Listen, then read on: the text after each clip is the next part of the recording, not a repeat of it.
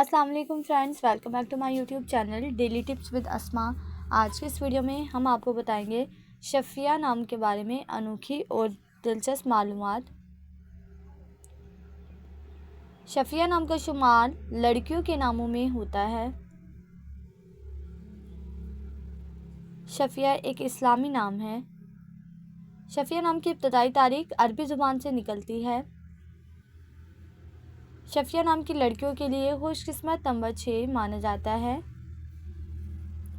माहिरीन के मुताबिक शफिया नाम की लड़कियां बहुत नादान होती हैं। शफिया नाम का मतलब है सिफारिश करने वाली। शफिया नाम की लड़कियों के लिए खुशकिस्मत दिनों में जुम्मा और हफ्ते का दिन शामिल है। शफिया नाम के अफराद के लिए मुवाफिक रंगों में नीला, काला और बनफशी रंग शामिल है। शफिया नाम के अफराद के लिए मुवाफिक पत्थरों में नीलम पत्थर शामिल है। खुशकिस्मती वाली धातों में हिंसों के हिसाब से लोहा शामिल है।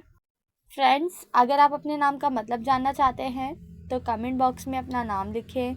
इंशाल्लाह हम आपके नाम की वीडियो ज़रूर बनाएंगे। Thanks for watching. अल्लाह हाफिज़।